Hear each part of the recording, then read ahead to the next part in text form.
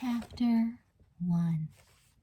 Trans-Island Flight 101 to Maui, the speakers in the airport lounge called out. Please board now. That's me, Jean Fiskell thought. That's my plane. She was going to Hawaii for spring vacation, and it was totally awesome. As she stood up to board the jet, Jean gulped down the remainder of her Coke and Danish. Paradise was waiting. She grabbed her carry-on bag and purse, checking for the 10th time that she had her ticket, and hurried to the gate. She had never been to Hawaii before. She had been born and raised in Los Angeles and had never even been out of California. How long till we take off? Jean asked the burly flight attendant as he checked her boarding pass. He glanced at her, amused by her excitement. Sometimes they roll you out onto the runway and leave you there for hours, he said. Jean laughed. You're a lousy advertisement for your company. You don't know how right you are. I've never even been on a plane. Are you kidding? He shook his head. I've worked here 15 years and seen too many of them crash on takeoff. Jean gave him a knowing nod. I guess the smell of the burned bodies gets to you after a while. He finally laughed. Yeah, that's it exactly. He handed her back half the boarding pass. You have a nice, safe trip. Have fun while you're at it. Thanks. I'm already having fun. Passengers were backed up in a small knot at the door leading to the plane. This was no business flight. Dress was casual. Half the people had on Hawaiian shirts. They were all chatting about the things they were going to do on the islands. Jean remembered the guidebook she had bought the previous week. She'd have to finish reading it on the plane. It was presently 6 in the morning. The flight was 5 hours long, but because of the time change, she'd land in Maui as early as 9. She wasn't even going to lose half a day traveling. But that's hardly a bargain. I've already lost 2 days of my vacation. It was Monday. Her 2 friends, Mandy Bart and Michelle Kala, had left for Hawaii on Saturday, 2 days earlier. She was supposed to have flown with them, but her chemistry teacher stopped her. Friday, in the middle of a major acid-base reaction exam, her mom had called the school to have her go home. Apparently their dog, her name was Spotty, and she was a snow-white retriever without a spot on her, was in the middle of delivering a half-dozen puppies. Jean hadn't known what to think. She was fond of Spotty, but thought her mom was overreacting and treating Spotty like the obedient daughter she had never had. Anyway, she told her mom to call the paramedics. Her mom was not amused and ordered her to get home that instant to help her, or else she would never forgive her. So Jean drove home. When she got there, 20 minutes later, Spotty was the proud mother of 7 puppies and doing just fine, thank you. Her mom was so relieved she gave Jean a huge hug. Back at school, 30 minutes after that, Jean was told by her chemistry teacher to come in on Sunday afternoon, and only Sunday afternoon, to make up her exam. He had plans that couldn't be changed. The alternative was to take a big F on the test. The teacher wasn't totally unconcerned about trips to Hawaii and 6-month-old plans, but his life was more important than Jean's.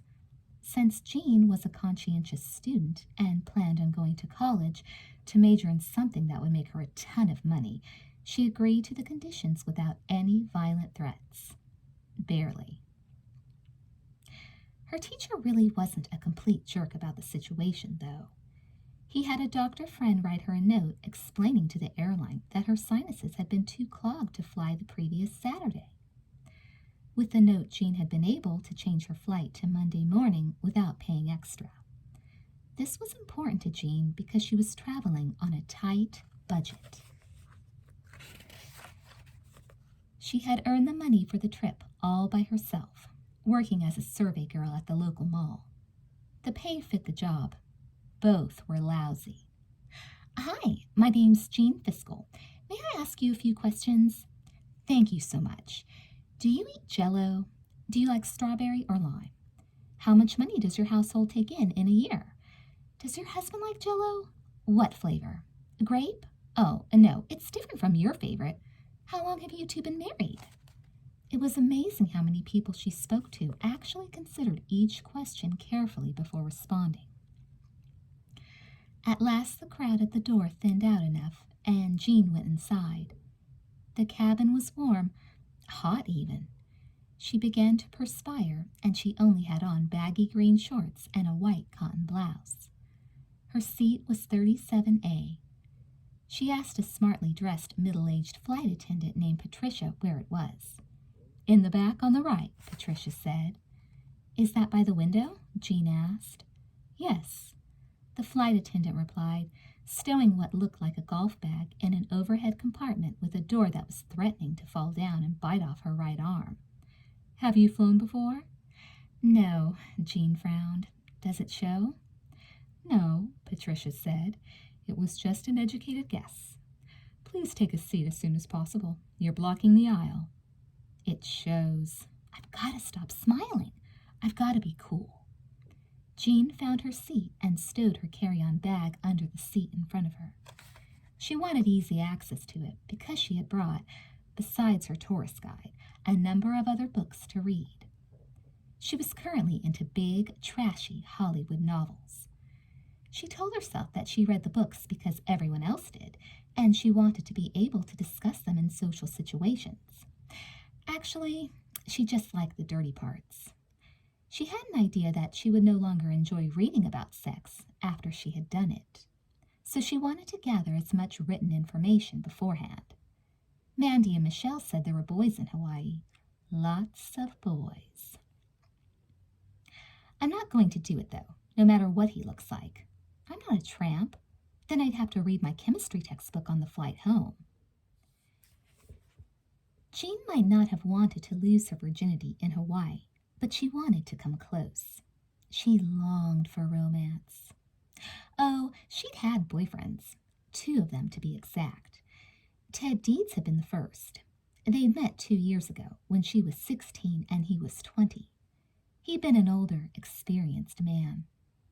He was so experienced that on their first date, he confided in her that he wanted to enter the seminary and become a priest. She should have known he was a losing cause right away. A priest, for God's sakes? She had to wait 2 months and 8 dates before they made out, and then she just knew the whole time they were kissing that he was thinking about what his penance would be when he went to confession the next day. It ruined the whole experience for her. Then there was Bob Faust. Dear, confused Bob. On the surface, he appeared to be a normal, warm-blooded American boy. He was 18 and horny, and he looked pretty good, too. She met him in her doctor's office. She was there with a bad case of something the doctor never diagnosed, but what shortly went away. Bob was there because she was to learn this much later. He was a hypochondriac. Bob liked to make out. They made out in his car a dozen times, but about half those times she hurt him. She didn't mean to. She wasn't sure how she did it, or when, or even exactly what she did to him. But by God, he would suddenly be in tremendous pain, and he would let her know it was her fault. Bob was a paranoid hypochondriac. They could be in his car kissing passionately, and he would lean slightly forward and herniate 2 discs in his neck. Just like that. He had the physiology of a scarecrow, and her embrace was like a blue torch across his straw guts. She never went all the way with Bob. She figured he would need a brain transplant if he had real sex. So, that was her love life. Pathetic. Her demands were very reasonable at this point. She just wanted to meet a guy who hadn't heard the voice of God and who didn't spend his nights counting the germs in his bedroom. She figured Hawaii would be the place.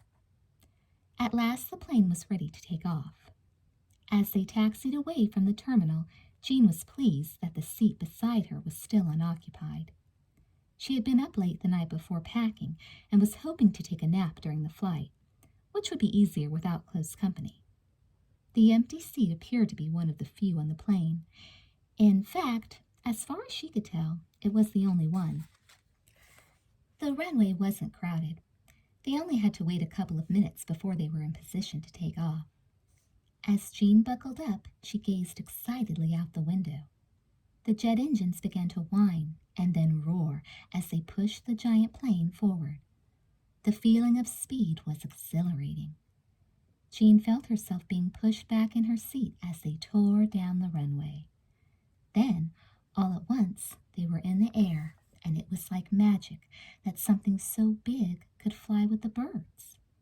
The hotels and other buildings surrounding the airport shrunk beneath them. Within seconds, they were out over the ocean.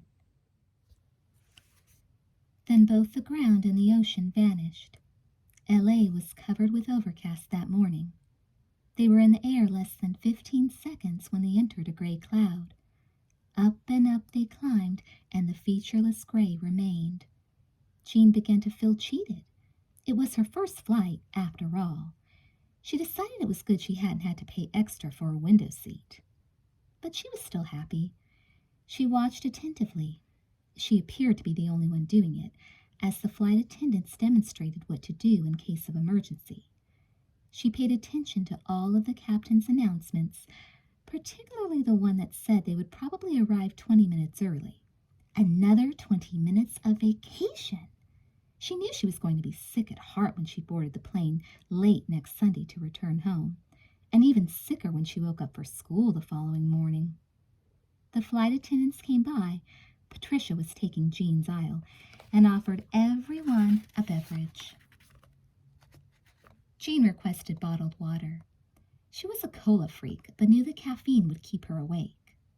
Now that the excitement of takeoff had worn off, and she knew the clouds were going to stay for a while, her fatigue hit her. Lunch and the movie weren't scheduled until the second half of the flight. If she was going to sleep, she decided now would be the time. Fetching a pillow and blanket from the overhead compartment, she curled up in a ball in the seat, her forehead resting on the window. She was out in a minute. Chapter 2. She awoke with the feeling that someone was sitting beside her. The person in question hadn't touched her in any way or spoken to her, but she knew, even before she opened her eyes, that someone was there. She felt something else, too, in that moment. A chill. It was slight. It passed over her body like a wisp of autumn fog and was gone almost before she recognized it as having been there. She turned her head slightly and was looking at Mike. He appeared to be about her age, 18, and his hair color was similar to hers, light brown. But there the resemblance ended. Jean was tan. She went to the beach often and had classic California good looks. Her smile was absurdly bright. Her dad had never given her a penny of allowance while she was growing up, but he had sent her to an expensive orthodontist. Her hair was very shiny, and she wore it long, straight down her back. Both Ted and Bob had commented on the softness of her brown eyes. Apparently, she looked sweet even when she was about to explode in anger, what she did only when someone tried to take advantage of her. She was nobody's fool, except perhaps when it came to boys who, of course, she could never get to take advantage of her. The fellow sitting beside her didn't have typical good looks, but she didn't hold that against him. She preferred interesting-looking guys, and he certainly was different. There was a gentleness in the lines of his face, an innocence. He had a frail build and carried himself carefully. He looked as if he had seen little of the outside world. His pale skin shone even in the poor light coming through the cloud-clad windows. "Hi," Jean said. He jumped slightly when she spoke, as if he were unaware that she was there. His eyes were light brown, creased at the edges with faint, sad lines. He glanced quickly over at her. "Hello," he said. Jean smiled. "Where did you come from?" Her question appeared to confuse him. I was sitting here. Have you been sitting there a while? He hesitated. Yes. Have I been asleep a long time? She asked. Her watch seemed to have stopped. Yes. Jean yawned. I don't mind you sitting here. She gestured to the small movie screen off to their right. We'll have a good view of the movie. Do you know what it's going to be? No. I hope it's one I haven't seen. I go to practically every movie. I work at a mall. They have 10 theaters there. I sneak into them all the time. Do you go to the movies much? Never, he said. Really? Where are you from? Is that a southern accent I hear? He relaxed and smiled, and even though his eyes remained sad, his smile was warm. I'm from Hoker, Alabama. It's a small town back in the hills. There isn't a movie theater there. Wow! What do you do for entertainment? I go for long walks in the hills. I bring my rifle with me. Do you go hunting? Yes. Do you shoot animals and eat them? He nodded. Raccoons mainly. They taste good cooked over an open fire. He added, I never shoot anything I don't eat. Oh, I think that's fine. Hunting for food, I mean. It's just that I never met anyone who did it before. She chuckled. Around my neighborhood, we have grocery stores. We have a grocery store in Hoker, but it's a poor area. The store is small and we can't always buy everything we need. You sound like real survivors to me. I admire that. She offered her hand. My name's Jean Fiscal. What's yours? He shook her hand, his grip feeble. Mike Clyde. Pleased to meet you, Mike. Are you traveling alone? Yes. So am I. Isn't this great? Going to Hawaii, I mean. I've been looking forward to it for months. How about you? He frowned. What? Are you excited about going to Hawaii? He thought for a moment. Yes, I've been looking forward to it for a very long time. I'm glad we're going to Maui instead of Oahu. I've heard it's real crowded in Honolulu. Are you going to any other island besides Maui? No, just there. He smiled faintly. Maui is the best. That's what the old adage says. Where are you staying? Mike reached inside his shirt pocket and withdrew a heavily creased piece of colored paper. If she felt she was dressed casually, he was ready for a hunting expedition into the hills of Alabama. His blue jeans were worn to pale gray, almost white, and his gray shirt was frayed at the cuffs. The short olive green boots on his feet could have been purchased at any Goodwill. He silently studied the piece of paper in his hand, which he seemed to hold with unusual delight. The island suites, he said. It's on Kanapali Beach. That's where I'm staying. That's amazing. What are you going to do when you get there? Like the inquiry of a few moments earlier, the question was normal enough, but it caught Mike off guard. She had to repeat it for a second time, and then Mike's gaze suddenly shifted far away. I'm going to go in the ocean, he said softly. Well, of course you are. Maui's surrounded by ocean, but what else are you going to do? He refocused on her. I've never been in the ocean before. She felt like a fool. I'm sorry. I shouldn't have said that the way I did. I'm a California girl. I grew up beside the ocean. I assume everyone goes in it all the time. Have you ever seen it before? No, but I've seen it in pictures. He gestured to the colored paper in his hand. They sent me pamphlets when I won the trip. You won this trip to Maui? God, you are one lucky fellow. I had to work my tail off for months to get to go. Mike nodded, showing his excitement. They were having a contest in a magazine I found at our local drugstore. I tore out the coupon and sent it in. I didn't even have to buy the magazine. And then, 2 months later, they sent me a letter and said I could go to Hawaii. They sent me an airplane ticket and everything. He nodded once more. We get to stay at the nicest hotel in all of Hawaii. Actually, their hotel was supposed to be very good, but she knew for a fact there were far more expensive hotels on Maui. Yet she saw no reason to contradict him since he was obviously so happy about the prospect. It's going to be great, she said. But can I ask you a stupid question? You don't have to answer if you don't want to. Do you have pools in Hoker? No. Then can you swim? She asked. There's a lake not far out of town that I swim in all summer. I'm a good swimmer. He turned away from her, again gazing off into the distance. Once more, the sadness in his expression struck Jean. When he spoke next, he was merely repeating what he had said a moment earlier, yet his tone was different, somehow lost. I'm a good swimmer. Jean felt unclear where he was coming from. I'm sure you are. He briefly closed his eyes. When he spoke next, it was as if he were speaking to himself. The lake I learned to swim in is nice, but it doesn't have the water Hawaii does. In Hawaii, the water is clean and deep. You can go as deep as you want. You can go down and never get to the bottom.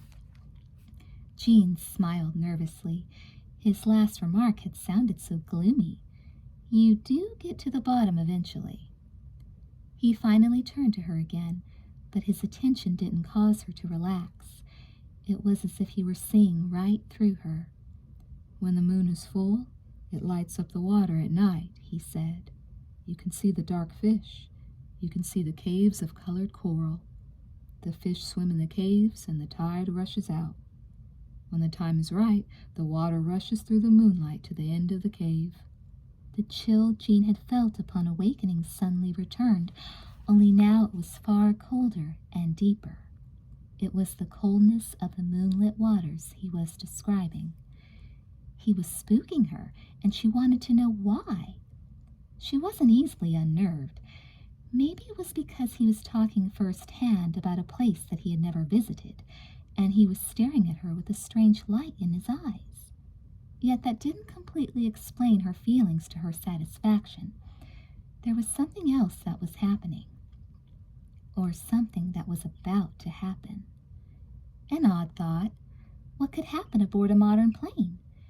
She hastily glanced out the window and then back at Mike. The feeling of impending doom remained. It was as if one of the dark clouds through which they were passing had seeped into the cabin and was now hanging above them, waiting. Waiting? Mike's pale skin took on an ashen tone. He just sat there, staring at her. Is there something wrong, Mike? She asked carefully. You're sitting in my seat, he said flatly. No, this is my seat, but if you'd like to sit here, you're welcome to. She paused. Are you sure you're all right? He took a deep breath. Don't I look all right? No. I mean, yes, you look fine, but you're talking a little strange. What is this moonlit cave with the rushing tide? Did you read about it in one of the pamphlets they sent you? He took another breath and coughed weakly. No one talks about it. It's just there. It's a place. The water rushes in and it's warm. It passes through the rays of the moon. When it rushes out, it's cold. He coughed again, harder this time. He spoke with effort. I shouldn't go there. Jean leaned over and patted him on the back. Are you okay? Should I get you a glass of water? He closed his eyes, this time grimacing in pain. He seemed suddenly to become confused. He buried his head in his hands. Why is this happening again? He asked desperately. Jean sat up straight. What's happening? Talk to me, Mike. Are you feeling ill? He rolled his head toward her, and his hands dropped to his chest, which he hugged tightly, as if he were trying to hold himself together. Sweat glistened on his forehead and dripped salt into his suddenly bloodshot eyes. Is he having a heart attack? Mike's eyes bulged, and his skin took on a faint blue tinge. Help me, he moaned, as he sucked in a thin, ragged breath. Try to relax, Jean said, panic sweeping through her. Her own heart was pounding, and as she tried to hold him with both her hands, the conviction that there was something wrong with his heart grew. He was obviously having difficulty breathing, but more than that, he was now shuddering with horrible muscular spasms. He hugged his ribs tightly. It was as if his heart were going to explode any second out through his rib cage and spray them both with blood. "Somebody help us!" she cried. In seconds they were surrounded by people. Patricia, the flight attendant, a tall man in a business suit, another flight attendant. Together they tried to hold Mike as huge convulsions rent his body. He was no longer merely shaking and gasping for air. Now it seemed as if he were being torn apart by some unseen force. His whole spine arched, and he was thrown into the aisle and onto the floor. "Help him!" Jean screamed. "He's having a seizure," Patricia yelled. "Hold him still." The two men grabbed Mike's upper torso and tried to pin him down. For a moment they had no luck. He was thrashing around so violently. But then Mike suddenly stopped and became still. A faint sigh escaped his lips as the final breath left his body. He lay calmly on his back. A drop of blood appeared at the corner of his mouth. Jean stared at it as it rolled over his chin and onto his neck, tracing a fine red line. It was only one drop. There were no more, but it was enough. Mike stared toward the ceiling of the airplane with vacant and fixed eyes. "No," Jean whispered. Patricia leaned over Mike and began CPR. The flight attendant appeared adept at it. She breathed for Mike. She pumped his heart. She did these two things for what seemed an eternity, but Mike just kept staring at the ceiling without seeing it. Finally, Patricia sat up and met the worried faces gathered around her. "He's gone," she said. "Yes," Jean whispered. She sat back in her seat. She stared out the window at the gray nothingness. There was no sky, no ocean. There was no world for Mike or herself. She turned her head back to his body. People were once more sitting down. Mike continued to lie where he had fallen. A flight attendant appeared with a green body bag. "I was just talking to him. God!" The flight attendant laid the body bag beside Mike. Patricia helped her partner roll the body inside. A strand of Mike's brown hair momentarily caught on the bag's zipper as they pulled it up over his face. They managed to tug it free. "Just a few minutes ago we were talking." Then Mike was gone. They carried him away. Patricia paused beside Jean as she walked back toward first class. She put her hand on Jean's shoulder, and they met each other's gaze for several moments without speaking. Then Patricia's eyes began to water, and she hurried away. "I knew him just a few minutes." Jean turned away and rested her forehead on the window, curling herself into a ball beneath her blanket, assuming the same position she had when she had begun her nap. She closed her eyes, yet it was odd that she continued to see gray clouds. They swam in her mind like vaporous chemicals trying to delude her brain. She saw something else, too, a pale moon inside the clouds, floating in a sky pulsating with white bubbles. Cold white bubbles that sparkled as the moon shone through them. Chapter 3.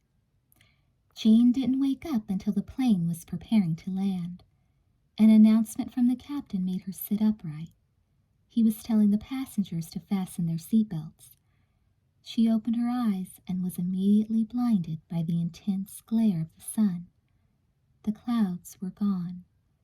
Shielding her eyes, she caught a glimpse of wide, warm blue below. They had reached Maui. Her dream vacation was about to begin. But Mike, what about poor Mike? His horrible death seemed a dream to her now. She couldn't get over how he had appeared in her life, made himself a part of it with his sweet and endearing expression, and then vanished. But it was no dream. When the plane had come to a complete stop and the people were filing out the twin exits, Jean passed the flight attendant named Patricia. Once more, their eyes locked. Jean sniffed. It was sad about Mike. Patricia paused. Did you know him well? Jean shook her head. Barely. I had just met him. She paused. It was just horrible that he had to die so young. Once more, Patricia's eyes moistened. She touched Jean's shoulder. He was a nice kid. He was so excited about his trip to Hawaii. Jean nodded. There were people at her back. She had to get out of their way. She had to get off the plane. God, how she hated the plane.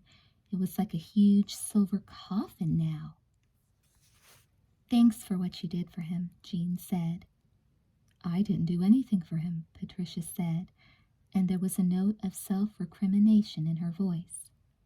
What's your name? Jean Fiskell. I'm Patricia. Jean nodded at her name badge. I know. They exchanged goodbyes and best wishes. Jean trudged toward the exit, her carry-on bag a lead weight over her shoulder. She felt physically and emotionally drained. No one she knew had ever died before. Death was not a subject she had given much thought. People died on TV and in movies. They weren't supposed to die in the real world. My world isn't real. I'm a flake. All I cared about when I got on that plane was having a good time. But was that so wrong? Mike himself had been looking forward to having a good time.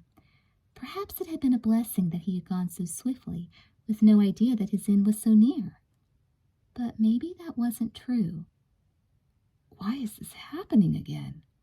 He had said that just before he died. He must have had a serious medical condition. Jean marveled at his bravery at embarking on such an extensive vacation when he was obviously not well. Mike must have been a person who believed in trying to get the most out of life. She wondered if there was a chance he would be buried in Hawaii and if she could go to his funeral. She sort of doubted it. His family would no doubt want his body returned to Hooker, Alabama. She decided to call the airline the next day to see what arrangements were being made.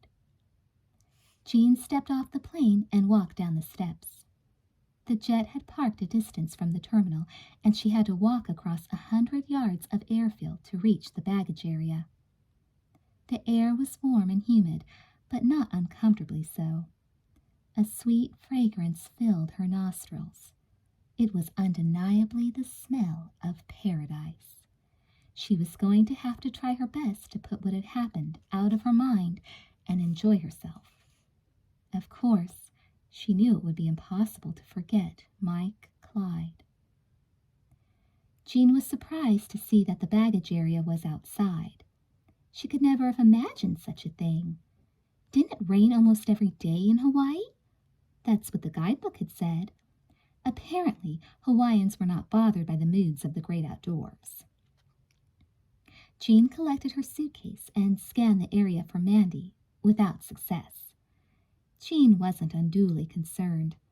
The plane had arrived early, and Mandy was traditionally a few minutes late. She was probably Jean's best friend. Certainly her oldest one. They had known each other since elementary school. Mandy was a chatterbox, but knew how to listen well, too, and they got along with, at most, 2 bad arguments a year. Mandy was a fascinating combination of brilliant and dumb.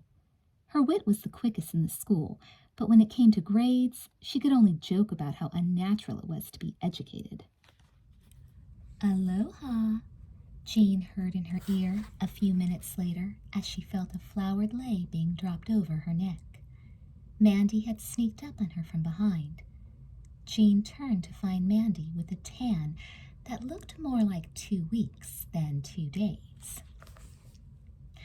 What does aloha mean anyway? Jean asked, after giving Mandy a quick hug. Hello, goodbye, let's have sex, Mandy said. I don't know, everyone says it here. Is everyone here having sex? Michelle, maybe, Mandy said. Probably. She's a fast mover. How was your flight? Jean hesitated. It was all right. Where's the car? I want to sit down. Mandy gestured to the parking lot. Over there. But you've been sitting for hours. I would have thought you'd want to stretch. Hey, you look kind of tired. Do you want me to carry your suitcase? Yes, thanks. Jean handed the bag over with a twinge of guilt. Mandy was big-boned, but she was not particularly athletic or strong. A tall girl with short brown hair and straight bangs, she had a plain and dizzy expression until she laughed. Then she looked positively insane. Mandy had a lot of friends. She had a lot of friends who were boys. Yet, like Jean, she didn't have a boyfriend. She was so vivacious, she just mowed them over, and no one could take her seriously. At least, that was what Jean thought, but what the hell did she know? They walked to the car, and Jean was surprised to find they had rented a red convertible. Back in LA, the three of them had decided on an economy car. For Jean, money had to be a constant consideration, but Mandy was quick to defend her and Michelle's choice of cars. It only cost a few dollars more for the whole week, and the man who rented it to us said you have to have a convertible if you want to see Maui. He was right. It's great driving along the ocean. You'll see. Then you were able to use the car rental coupon they gave us at the travel agency and apply it toward the car? Jean asked. They had purchased the vacation as a package deal. They had coupons for all sorts of things. Meals, boat rides, helicopter trips. The trouble was, they didn't have enough coupons for all the possible activities. For example, if they went for a boat ride to Lanai, a small island off Maui, they couldn't go snorkeling at Molokini, a submerged volcano also off Maui. They had to plan carefully, which Mandy liked to do about as much as she liked homework. Jean worried that Mandy and Michelle had already wasted some of their most valuable coupons. Absolutely, Mandy said, tossing Jean's suitcase in the back seat of the convertible and unlocking the driver's door. Don't worry about it. It was $100 more for the whole week. That's nothing. That was $33 more that they each had to fork over, assuming Mandy was not underestimating the charge. Climbing in beside Mandy, Jean wondered how she could be counting dollars and cents when she had just watched a young man die. Then she realized that was exactly why she was doing it. She was grasping at anything real and concrete so she wouldn't have to think about the solitary drop of blood that had rolled out of Mike's mouth when he had let go of his final breath. She shivered at the memory of it and found her own breath hard to draw in. Then she felt a light touch on her arm. Mandy's voice was concerned. "What's wrong, Jean?" she asked. Jean burst out crying. The tears just flooded out, and for several minutes she just sat and let Mandy hold her. Mandy was wise that way. She knew when it was best to be quiet. Finally, though, Jean was able to tell her about Mike Clyde, the sad-eyed boy with the 2 first names. She started at the beginning, when she woke up to find Mike beside her, and ended with the green body bag. Mandy's face grew dark at that point. She shook her head, incredulous. "What could it have been?" Mandy asked when Jean finished. "Probably a heart attack, maybe a stroke," Jean said. "I don't know. He could have had epilepsy the way he thrashed about. All I can say is I've never seen anything like it, or even read about it. The attack just grabbed him and—" Jean sniffed. "Didn't let go of him until he was dead. The poor guy. You said he was about our age?" Mandy asked. "Maybe a year or 2 older. I'm lousy with ages. You only got to talk to him for a few minutes?" "Yeah," Jean gestured helplessly. "But there was something about him. He was neat. I was happy when he told me we would be staying at the same hotel.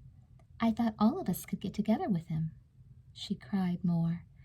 "How can things like this happen?" Mandy was sympathetic. "But it's as you said. He was happy he was going to Hawaii. It was the high point of his life. Don't you think, if you had to go, that you'd want to go when things looked bright and beautiful?" "I understand what you're saying," Jean said. "I guess I just have to push it out of my mind." Don't do that, Mandy said seriously. If he was as nice as you say, it's good to remember him. Talk to me about him any time you want. Thanks, Jean said, and she meant it. Talking about the incident had made her feel better. They drove toward Kaanapali Beach and their hotel, which was on the west side of the island, 40 minutes away. Like the other Hawaiian islands, Maui had a diverse climate. On the windward side, it rained constantly. That was where the tropical forests were located. They would no doubt visit there, but they were staying on the leeward, where the fabulous beaches were, and where most of the tourists went. There it also rained, but not nearly so much.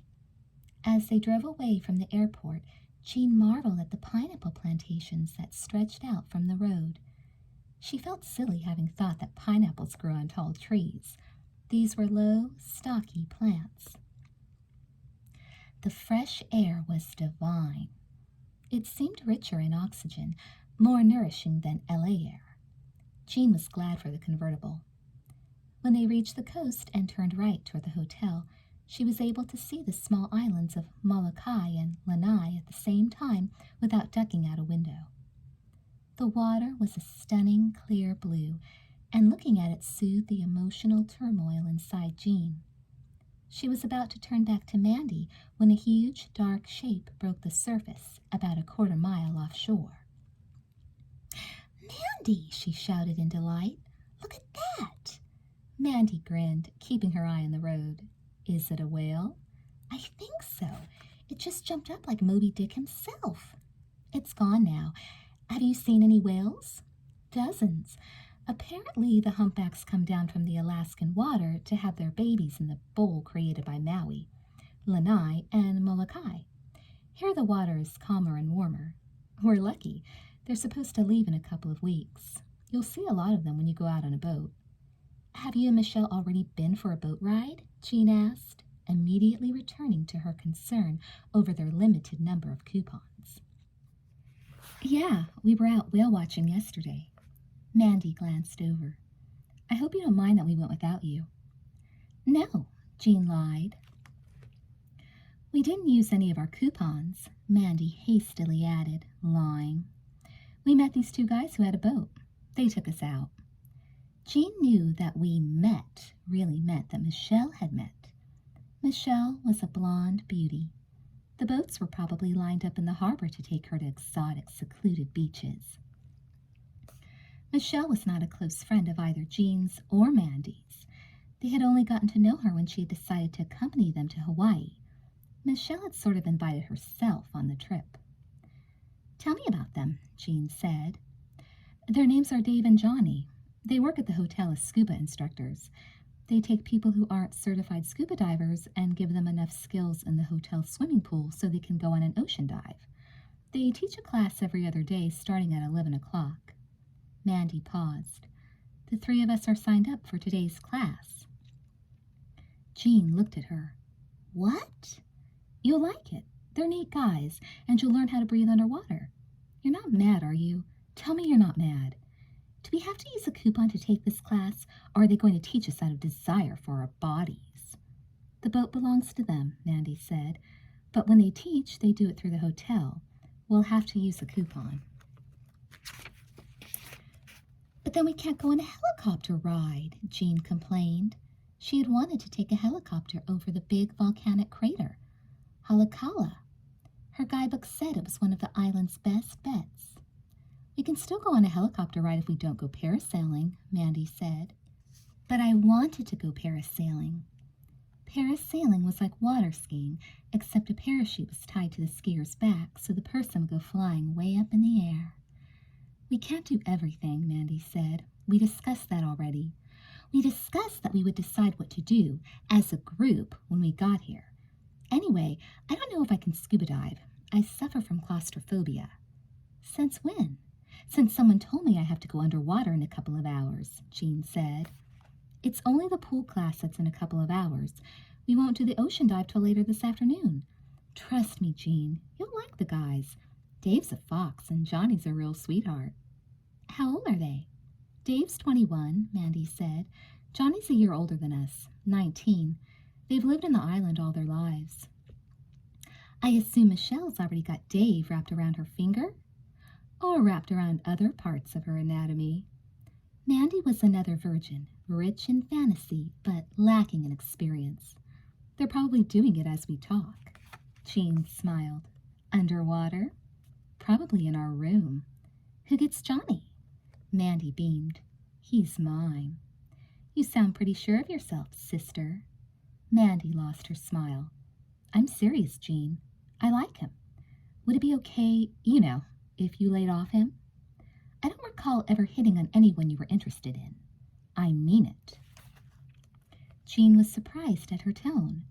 Sure, I won't even look at him. Tell me about the hotel. It's great. There's a widescreen TV in every suite and a video rental store downstairs. Our balcony looks right out over the beach. The couch folds out into a bed. The bed in the bedroom's huge. We can both sleep in it or have a cot brought in, whatever you'd like. I'm flexible, but I don't know if I want to take the scuba class. Jean, I'll think about it, Jean said. They arrived at the hotel 20 minutes later. Island Suites was located about a mile from Kaanapali's other hotels. It was painted a toy-like orange and had a gorgeous waterfall running down the front facade. Every room had a balcony, and those suites that didn't face the ocean had views of lush green hills. Jean felt a pang as they drove up to the reception area. Mike would have loved it. Jean checked in while Mandy parked the car. She was given a key to her room and a pass that would allow her to charge food and drinks. She didn't have to bother about her bag. A bellhop appeared and whisked it away before she could protest. She would have preferred to take the bag up herself. Bellhops expected to be tipped. Jean wasn't given a chance to go straight to the room because Mandy reappeared and wanted her to see the pool first. Jean should have suspected it wasn't the pool she was being dragged off to meet. It was Johnny.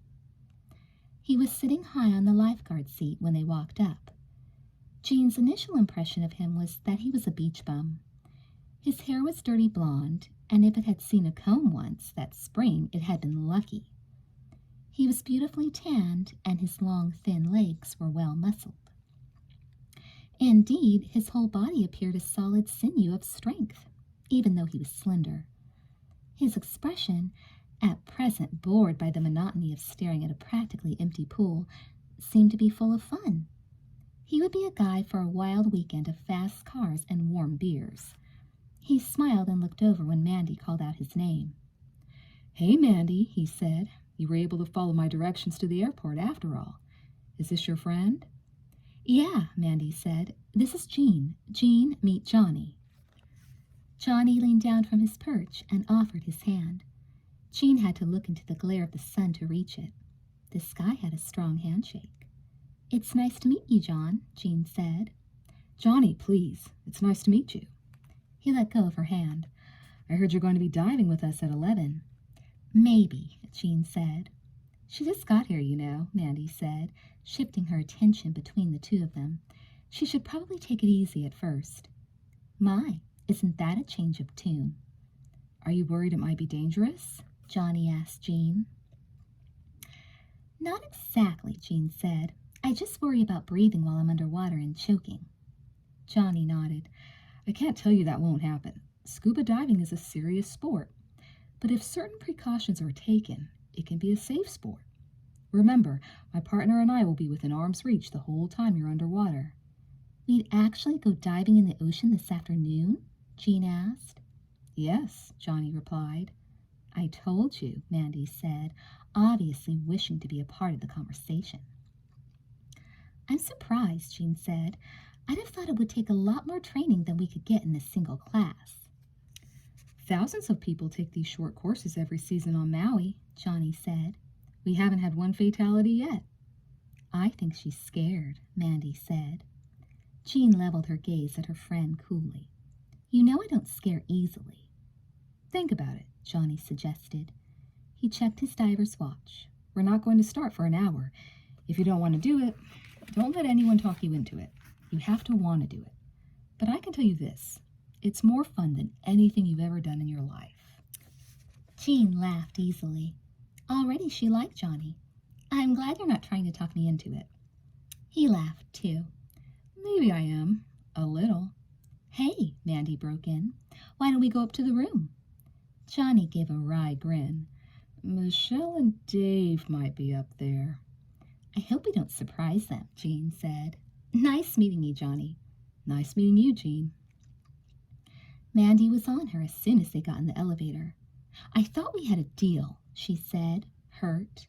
What? I asked him a couple of questions. So what? So what if he likes you? He doesn't know me. How can he like me? You're being paranoid. The elevator had glass walls. Mandy stared down at the open central courtyard as they rose toward the 10th floor. We'll see, she said. At the last second, just before they entered the room, Mandy realized she had left something down by the pool.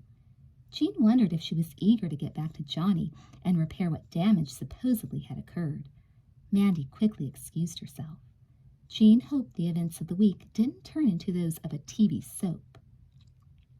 She took out her key and unlocked the door. She did not knock.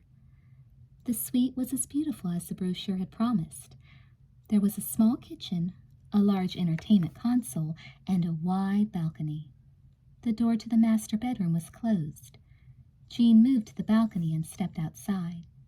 She stretched in the bright sunlight and drank up the view. Directly below her was the 1-acre pool surrounded by lush, tropical plants. The beach in front of the hotel was packed with sunbathers. The waves were not as high as she expected, but they were smooth as glass. People of all ages, boogie boards under their bellies, rode in and out on the surf. In the distance, she could see the small islands of Lanai and Molokai, smooth mounds of green rising from the dazzling blue of the sea. This is heaven, Jean said, sighing.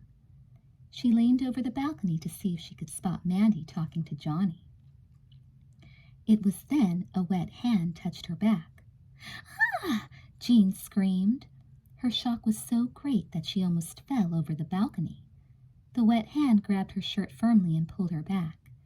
Jean whirled around to find Michelle standing there, wearing nothing more than an orange hotel towel. Did I scare you? Michelle asked. You did. Jean put a hand to her pounding chest. I almost fell over the balcony. Michelle stepped to the edge of the balcony beside Jean. She had it all. The blue eyes, the full chest, the brown skin, the long blonde hair. It was only the shape of her mouth that was questionable. Besides being small, it had a slight tendency to twist down on the right side when she smiled. Then again, Jean had heard guys at school say that Michelle Kala had the most devilishly sexy smile. You shouldn't have been leaning over so far, Michelle said, gazing down at the people on the beach. I suppose you're right. Michelle glanced over at her. How was your flight? Jean hesitated. Fine. How's paradise? Michelle laughed easily and raised her arms, risking the possibility of her towel falling down. Exotic. I love this place. You know, I stayed in this hotel the last time I was here. That's what you said. Mandy tells me you've already found a boyfriend. I didn't find him. He found me. She tilted her head back. Dave, come meet Jean, my friend from L.A. A powerfully built young man stepped into the balcony from the bedroom. His hair was black, cut short, and he wore a tight black bathing suit. He could have been a bodybuilder. His brown muscles glistened with sweat in the bright sunlight. His eyes were an intense gray. He stared at Jean for several seconds before his face registered any emotion.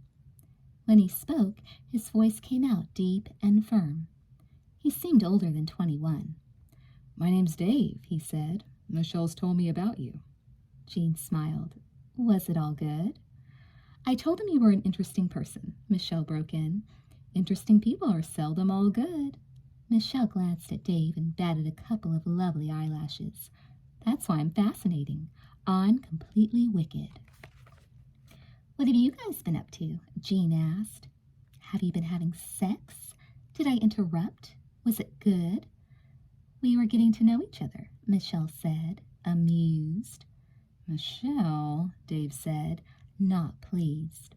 Michelle shrugged her shoulders and her towel slipped a notch. Another inch and Dave would see her bare breasts. Not that he hadn't probably seen them already. Jean's cool, Michelle told Dave. I understand you teach the scuba diving classes here at the hotel, Jean said to Dave. I just met your partner, Johnny. He was telling me about it. I'm thinking of taking it. I thought she was taking it, Dave said to Michelle, ignoring Jean for a moment. Michelle, in turn, chose to ignore Dave. Let's just do it, Michelle said to Jean. It's a groove being underwater. You've scuba dived before? Jean asked, surprised. Michelle hesitated. No, but I can imagine you know. Then she laughed again, in her carefree manner. If you don't take the class, I'll be very disappointed. Say you'll do it. Jean stared out at the ocean again. It was so clear she could see the coral bottom. But it would be nice to see it up close. I'll do it, she said. Chapter 4.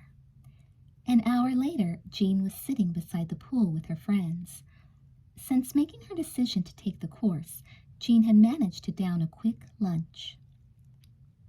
The hotel food was excellent, but expensive. A turkey sandwich, fries, a piece of cake, and an exotic fruit smoothie called the Tropical Delight had cost what dinner for two in a family restaurant would. She had charged it to her room, but wondered if that was such a good idea. The bill at the end of the week might floor her. Perhaps she should just pay for everything as she went along, she thought. At least then she'd know exactly where she stood. She envied Michelle, who had eaten an early lunch with her and Mandy. Michelle ate all she wanted and never gained a pound, and she had her daddy's credit card to charge anything she desired. Apparently, the three of them were the only ones taking the course. Dave and Johnny labored nearby with 5 scuba sets. The equipment looked heavy. Jean said as much to Johnny as he stepped by her on the pool deck.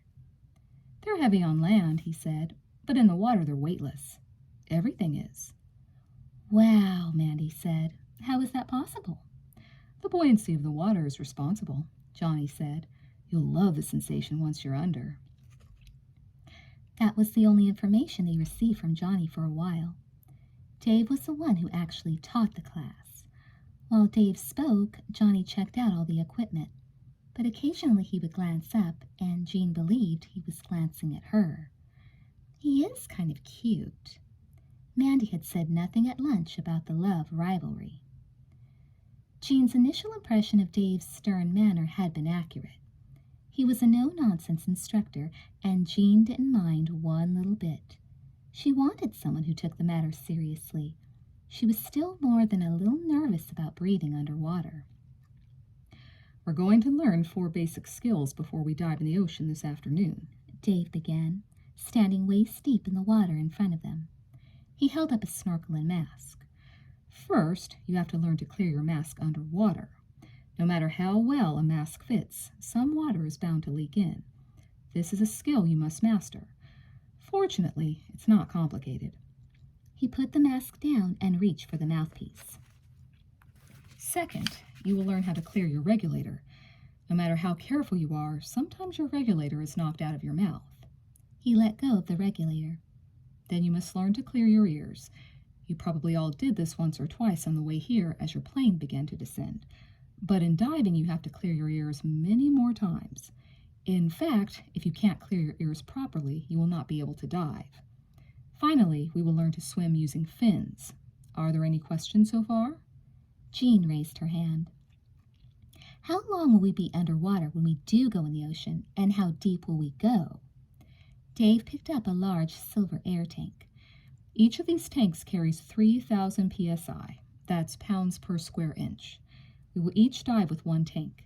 How long it lasts depends on how much you weigh and how easily you breathe underwater. An experienced diver can usually dive longer with the same amount of air because he or she is more relaxed. On the whole, women can stay underwater with a tank longer than men. But to give you a rough idea, we'll probably be under about 40 minutes. On an introductory course like this, we don't go any deeper than 40 feet. Personally, I prefer to take people no deeper than 30 feet. Thanks, Jean said. How many know what scuba means? Dave asked. Self-contained underwater breathing apparatus, Michelle said. She had a killer pink French bikini on. Jean wasn't even trying to compete. She had opted for a green one-piece, figuring it would handle the dive well and stay in place. You're so smart, Mandy said sarcastically. Dave nodded. How smart you are isn't important in scuba diving. What matters most is how cool you are, that you don't panic. This is the rule. Think, then act. If you remain cool, you'll be perfectly safe no matter what happens. Dave reached once more for the face mask and snorkel. But let's start with the skills. Dave had them each take a face mask. They had to suck in a breath through their noses while the masks were on their faces to see how well they held or fit. None of them had a problem. Dave went on to the mask clearing.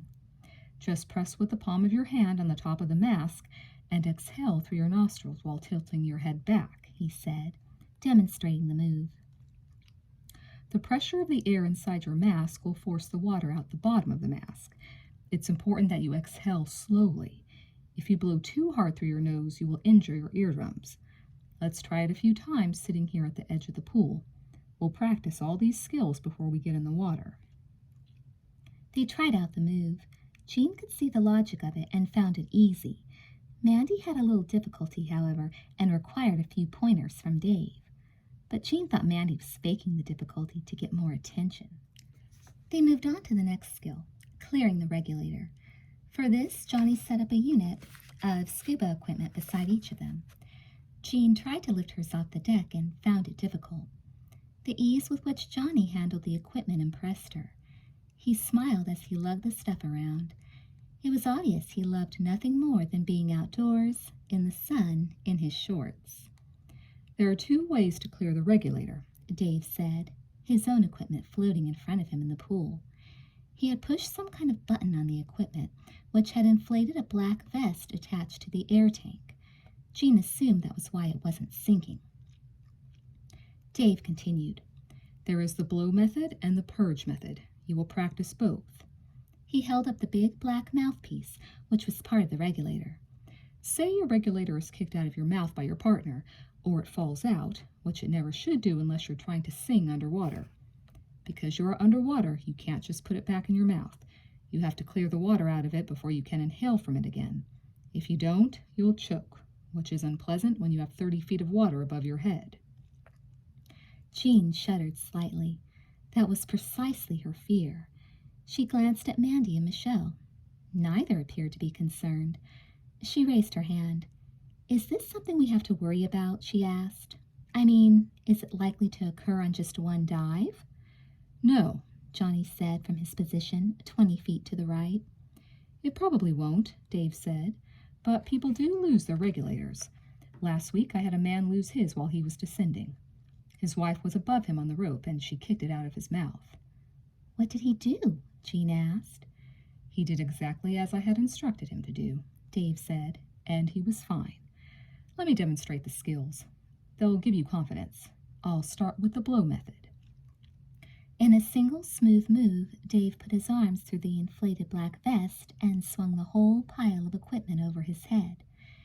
In a moment he was buckling his belts and seemed to be ready to dive. He raised the regulator in front of his mouth. I'm breathing comfortably, enjoying the underwater sights. Everything is fine. Then suddenly my regulator is gone. He tossed the regulator over his shoulder. What do I do? Scream for Dave, Michelle said. Dave didn't smile. The regulator comes from the right side. It's the same on all the equipment we use here. So what you do is lean to the right with your whole body. He did so, and sweep with your right arm all the way back. If you don't lean first, there's a chance you'll miss the regulator hose. Dave let his arm slide under the hose and then followed the hose back to the regulator. Once more, he held it up in his hand. Now, I've said this before, but I'll say it again. You can't just put it in your mouth and start breathing. You must get rid of the water in it. You do it by putting it in your mouth and blowing hard. Dave did so, then began to breathe off the regulator. He sounded like Darth Vader with it in his mouth. See how simple it is? Now I want you to practice with each other. Don't put the equipment on your back yet. Just lean to the side as if it was there and grab the regulator when you want to blow. They practiced it several times. Then Dave demonstrated the purge method. It was the same as the other method until the point when the regulator was in the mouth. Then, rather than blow the water out, they used the purge valve on the back of the regulator to get rid of the water. It was easier, and yet it had a catch. A diver had to be sure to block any water from coming into his mouth. Dave demonstrated how to use the tongue when the purge valve was pushed. Jean found the different techniques interesting. Finally, they came to the part about clearing their ears. Dave gestured to the sky. The 100 or so miles of atmosphere we have above us creates a pressure on us of 1 atmosphere, he said. But if we go just 33 feet underwater, we will have 2 atmospheres of pressure on us. This is because water is so much heavier than air. Dave gestured to the side of his head. There is an airspace inside our ears. If the pressure inside it is kept the same as the pressure outside, our ears feel fine.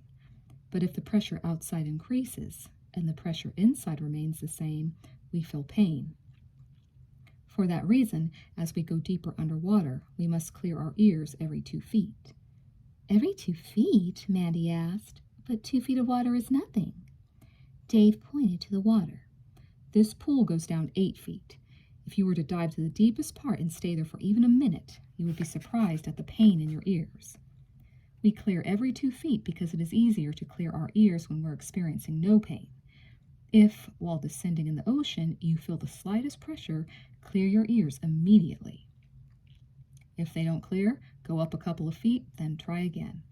There are 3 methods people use. One is to pinch your nose and blow lightly. Notice I say the word lightly.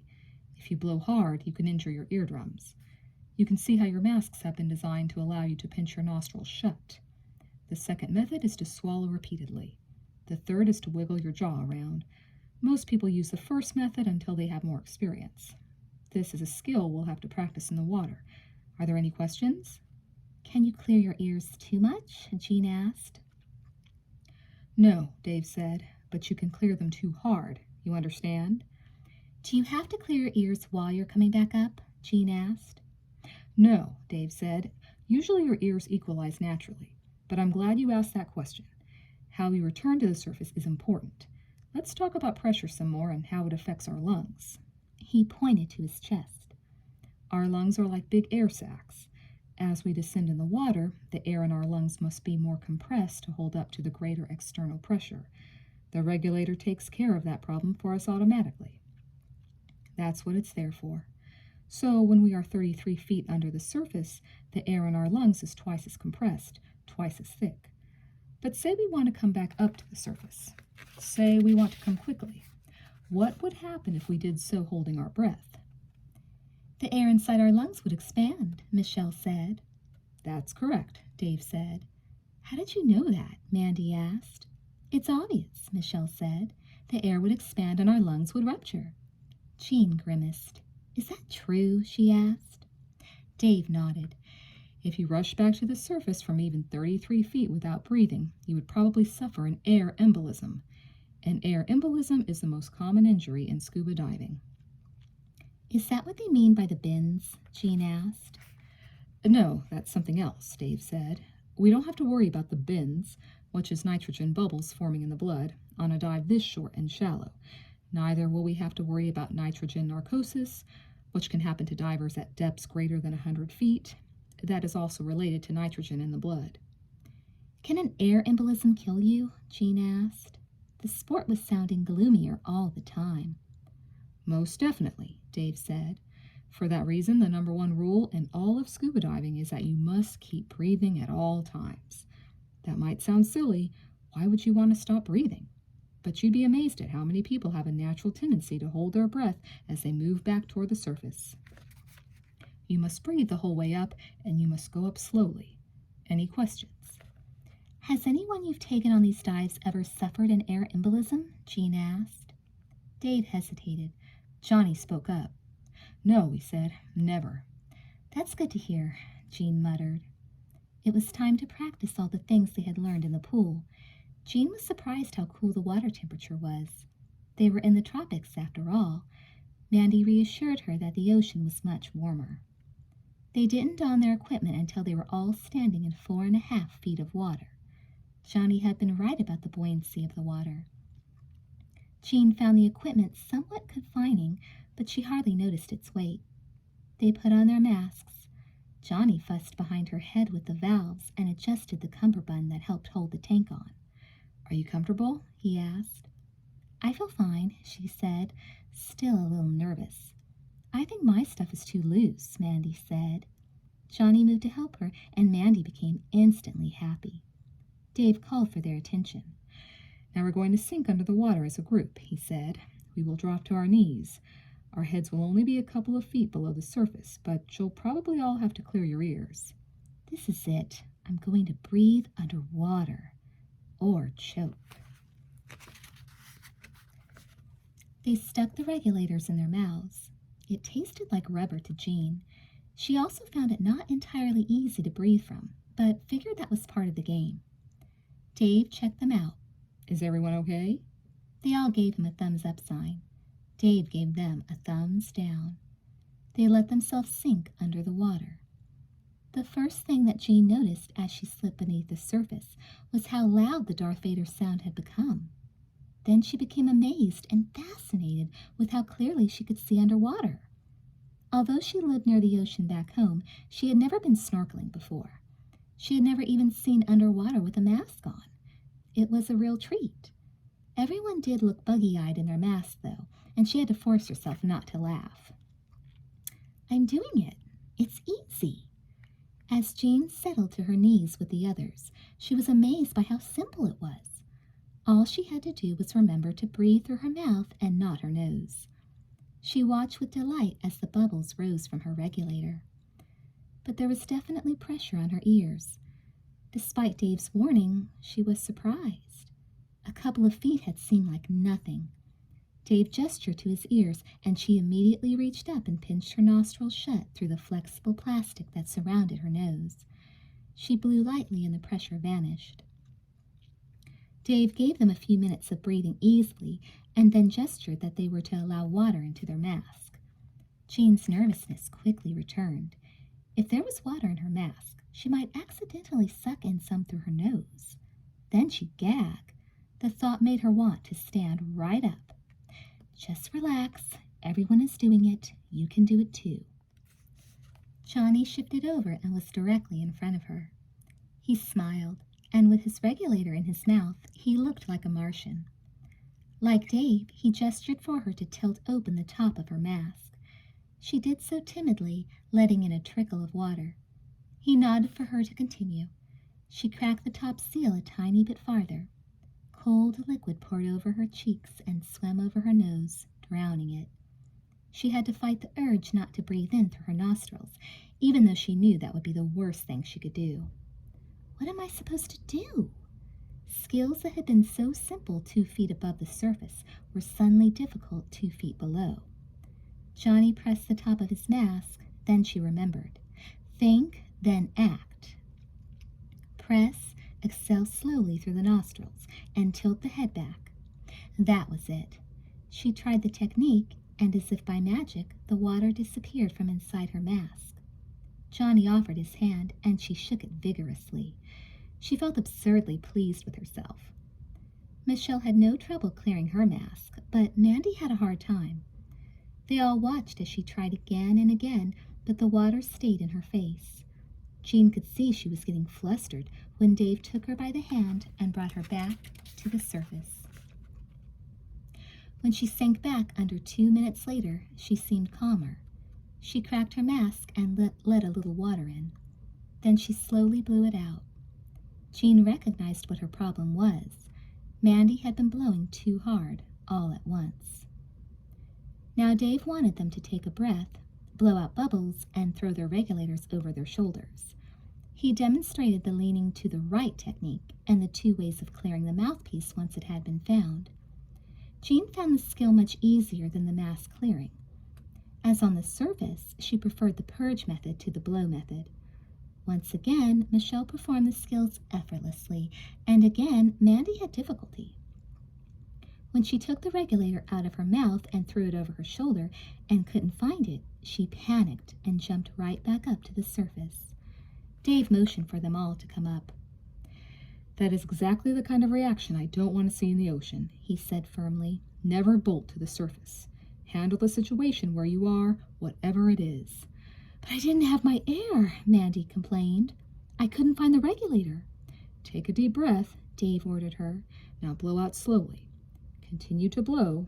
See, you have enough air to blow for a while. But just now you searched for your regulator for only 5 seconds before you panicked. Remember, think, then act. Jean took the regulator out of her mouth. But what if your regulator gets knocked loose while you're inhaling? She asked. Then you may begin to choke, Dave said. But keep this in mind. You have air with you. You don't need to run to the surface to clear your lungs. You don't want to. Now I'm going to take Mandy back down. We'll practice until she's comfortable. You other two relax on the surface. Mandy and Dave went back under. Johnny watched them from the surface, a hint of concern on his face. Do you think she'll be okay in the ocean? Jean asked.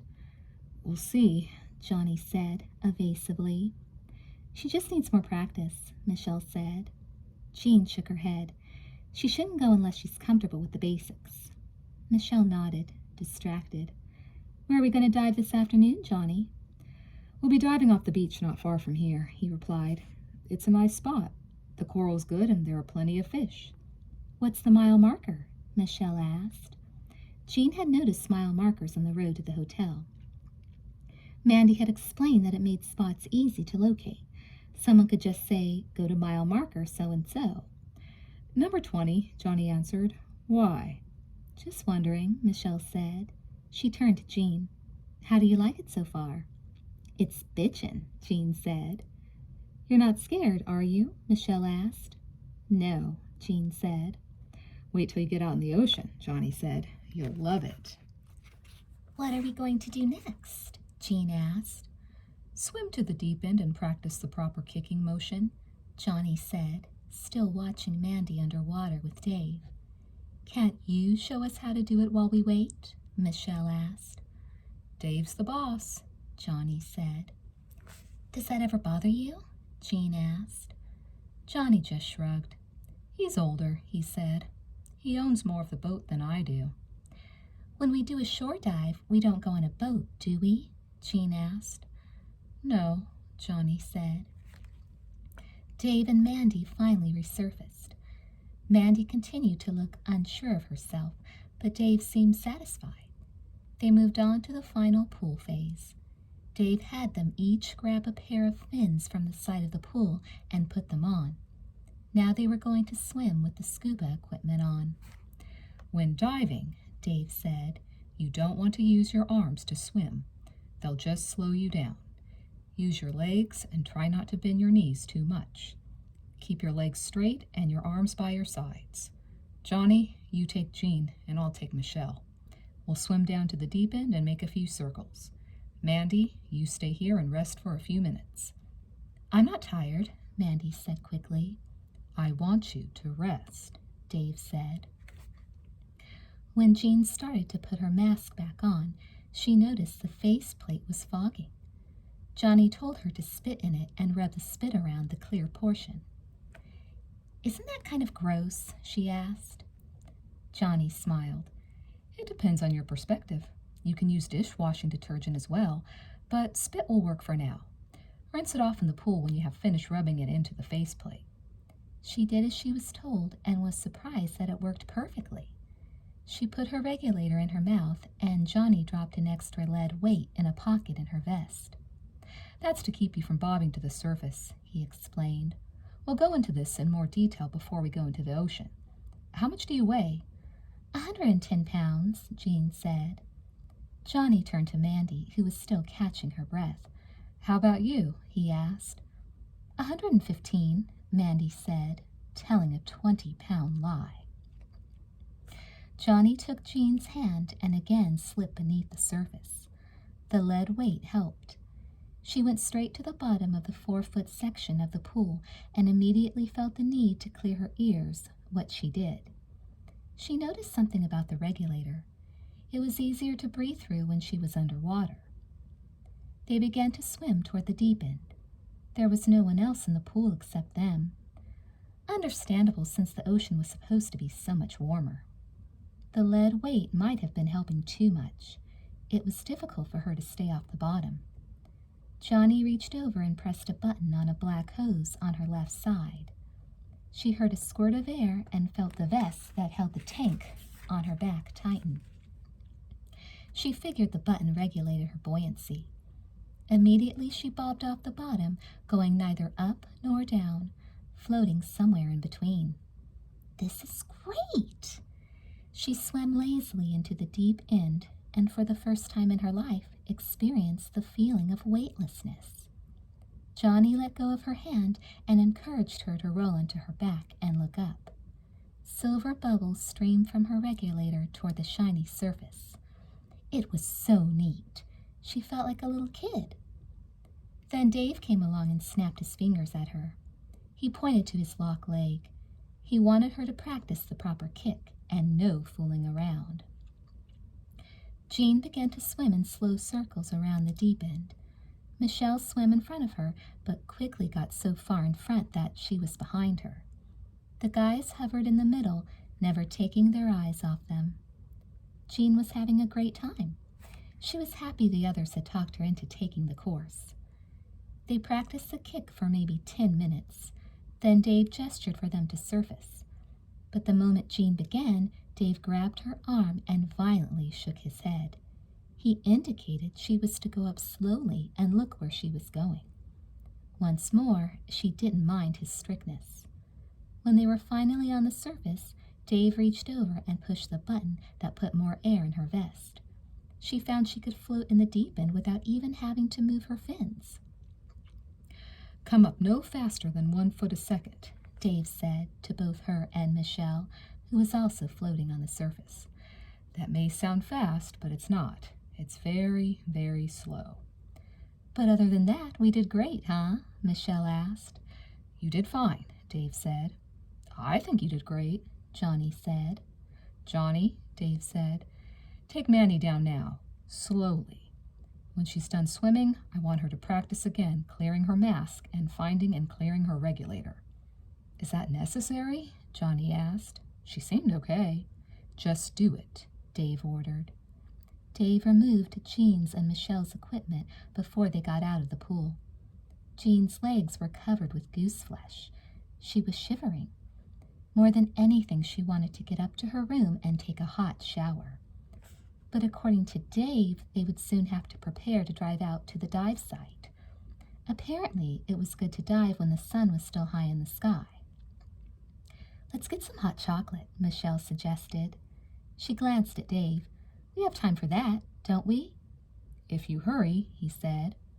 "Shouldn't we wait for Mandy?" Jean asked. "No," Michelle said. "She could be in the pool another 15 minutes. They went over to the coffee shop area. It was more outside than inside, and got a seat in the sun. They had on their bathing suits and towels. That was the great thing about Hawaii. No one seemed to wear much more than a swimsuit. After a waitress came and took their orders, they sat silently and let the sun sink deep into them. "Feels divine," Michelle muttered.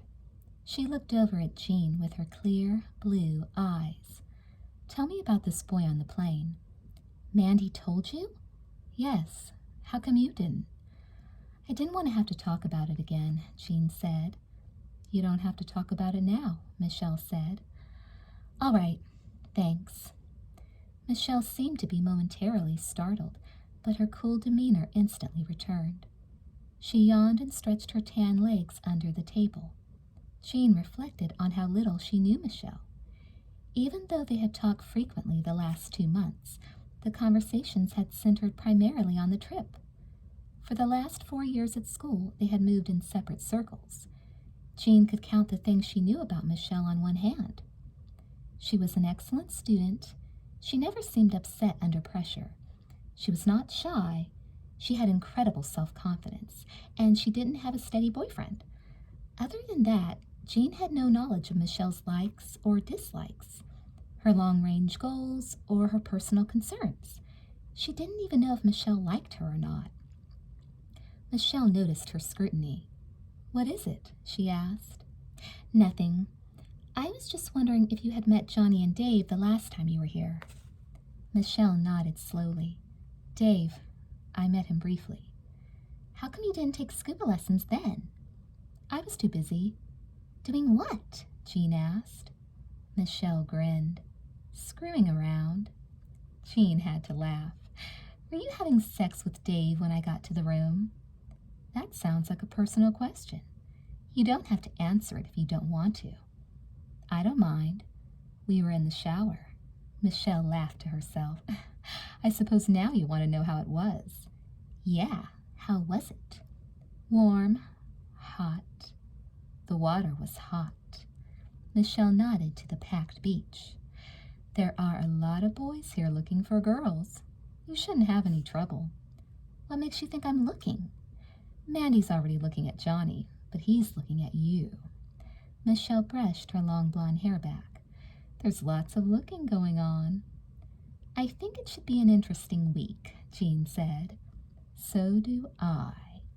Their hot chocolate arrived 5 minutes later. By then, sitting in the sun, they were no longer cold. Michelle ordered a Coke, too. Jean just stuck with the hot chocolate.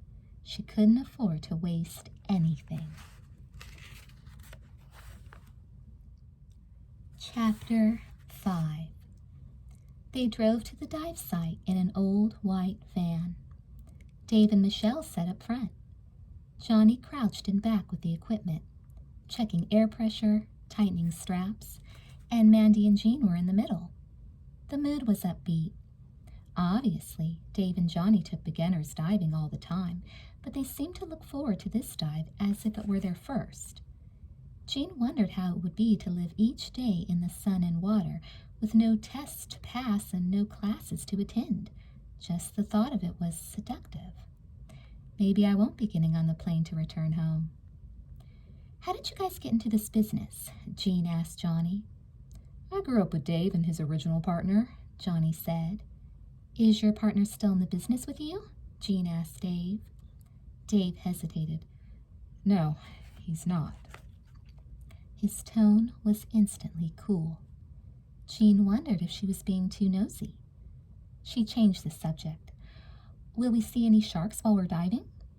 "Jean," Mandy said, more quiet than usual, "there are no sharks in Hawaii." "You want to bet?" Johnny said. Then he laughed. "But the chances of seeing one are slim. Even if you do, they won't hurt you.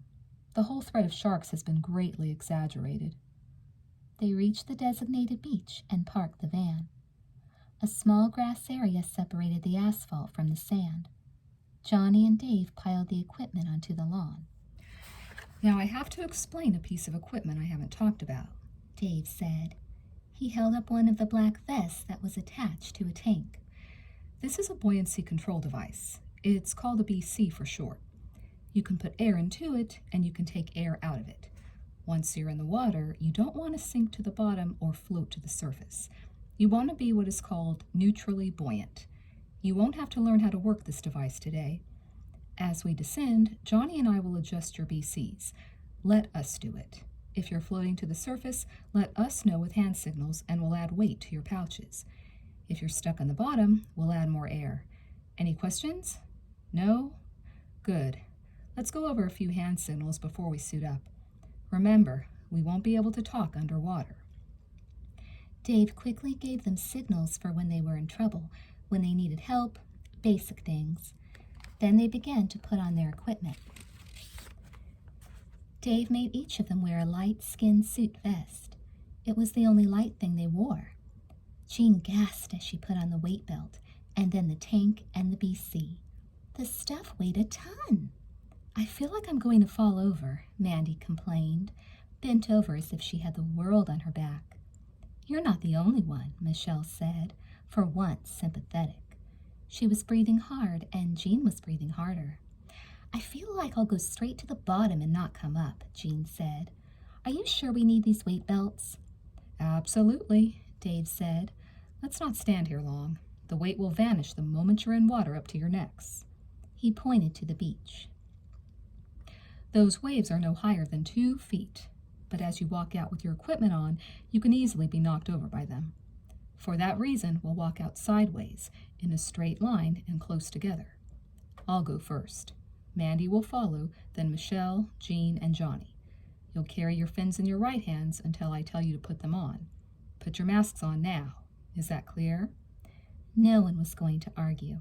They just wanted to get in the water and get the weight off their backs. Together, they lumbered over the sand and into the sea. Jean had a moment of panic as the small waves began to lap at her legs. Although the ocean was much warmer than the pool, it seemed so much more dangerous. The idea that in a minute she would actually be breathing under its surface made her heart pound. She fought to calm herself as she fought to maintain her balance. I did it in the pool. I can do it here. I'm going to have fun. I had better have fun after all this trouble. Put your regulators in your mouths, Dave instructed when they were in water up to their knees. Initially the bottom was sand, but that changed suddenly. Jean stepped on something sharp and almost fell over. Coral. Jean focused through her mask, careful where she placed her bare feet. Soon, however, the bottom was nothing but coral, and there was nothing soft to put her feet on. Put your fins on, Dave said, doing likewise. Use a buddy, lean on each other for support. Jean's buddy turned out to be Johnny, for what she was grateful. He was able to hold her perfectly steady in the surf while she got the fins on. With her regulator in her mouth, she couldn't speak. She was already breathing hard.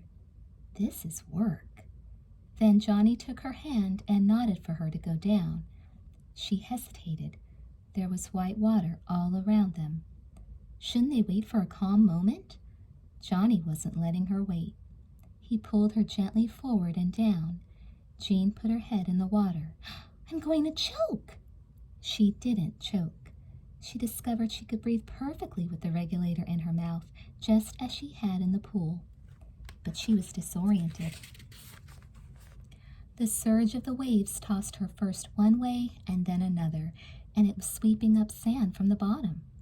She could see less than 2 feet in front of her. Fortunately, Johnny had a firm hold on her hand. He pulled her forward into deeper water, away from the shore and surf. Pressure squeezed against her eardrums. She reached up and cleared them, hearing a faint pop.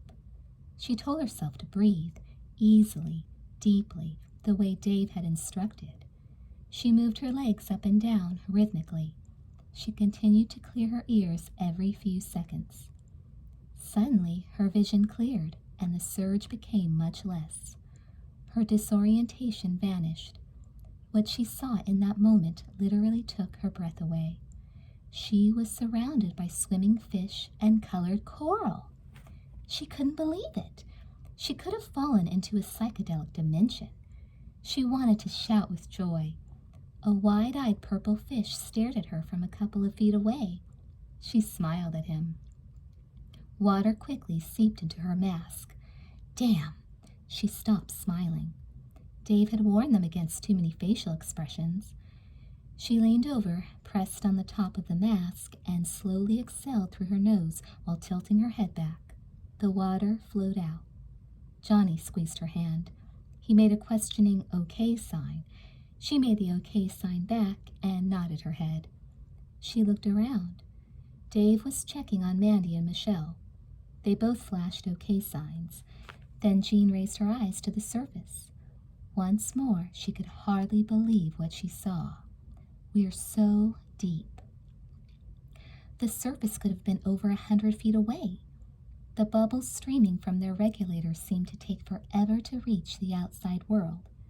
That was how Jean felt, as if she were in her own private world. She checked her depth gauge. They were only 22 feet below the surface. They began to swim slowly about. Dave held Mandy's hand the whole time. Johnny stayed close to Jean and Michelle, but allowed them more freedom. The fish followed them.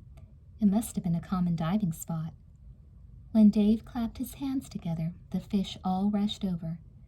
Jean assumed that the fish thought they were about to be fed. Alas, neither of the guys had brought food.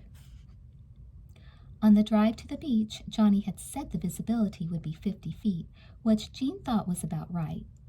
She couldn't get over how joyful the feeling of weightlessness was. And to think, minutes before, she had been sure she was going to collapse from the weight on her back. It was as if she were floating outside her body in a spiritual world. Johnny had adjusted her BC as soon as they were under, and she had no trouble maintaining neutral buoyancy. Mandy had troubles. She kept bobbing up. Johnny and Dave both had to add lead weights to the pouches in her BC. So much for lying about her weight. Michelle swam along serenely, as if she were an old pro. Dave was an expert guide. He pointed out numerous fish and unusual coral formations. There was one rather flat fish in particular that none of them saw until he shook it off the bottom. It blended in so well with the sand and the coral. Then there was a pointy urchin that Jean came within an inch of touching. Johnny barely stopped her, grabbing her hand and vigorously shaking his head. The time passed quickly. After about 30 minutes, Dave stopped them and pointed to his air indicator. He wanted to know how much each of them had left. He had told them previous to the dive that he wanted to surface with at least 500 psi left in their tanks, or about 1/6 the original air supply. Jean saw hers was a little over 1,000 and conveyed the information to Dave by flashing all 10 of her fingers. Michelle had the same amount of air left. Unfortunately, Mandy was already down to 500 psi. Dave signaled that they had to surface. The guys watched them like hawks as they swam up. Jean had to make herself slow down repeatedly. She kept her gaze fixed on the surface. Dave had explained the importance of not coming up in front of a passing boat. As they broke the surface, Johnny and Dave immediately reached over and inflated all their BCs. They bobbed on the surface without effort. They were about 200 feet offshore. Mandy alone looked tired. Dave asked if she was okay. "Yeah," she said heavily, "but my ears hurt." "Did they hurt while you were under?" Dave asked. "Yes." "Why didn't you signal me?" Dave asked. "I didn't want to slow the party down," Mandy said. "Next time, don't worry about that," Dave said. He looked toward the beach. "We've moved a bit south of where we entered, but I want to swim straight in. I suggest you swim with your mask in the water, using your snorkel instead of your regulator. Does everyone know how to do that?" "Good. All right, let's go." Getting in, at least getting into the shallower water, was easy, but as soon as it was time to stand again, Jean groaned. The equipment felt even heavier than it had when they entered. Johnny reached out a helping hand. "Get your fins off quickly," he advised, "or you won't be able to walk." She slipped out of them, but toppled over as a wave hit her backside. She shot out her right arm to brace her fall, and a stinging pain shot through her hand. She had scraped it on a jagged piece of coral. Blood dripped from her palm as she pulled it out of the water. Johnny held up his gloved hands. She had not noticed him wearing them before. "That's why we wear these," he said. "I should have gotten some for you. Are you okay?" "It's nothing. I just feel so heavy." He reached out and snapped her BC belts loose. "I'll take it," he said. Another wave hit them, and they both almost went down this time. Dave was struggling with Mandy. Michelle was already in. "Are you sure you can handle it?" Jean asked, experiencing a twinge of guilt for dumping it on him. But it did feel so good to have the equipment off her back. "I'm sure," Johnny said. Free of the scuba gear, Jean was able to reach the beach in a matter of seconds. She crawled onto the sand and sat beside Michelle, who was also huffing and puffing. "That was quite a workout," Jean said. Michelle grinned, her wet hair all over her face. "But it was worth it. Let's do it again tomorrow." "Maybe," Jean said, thinking of how beautiful the underwater environment had been.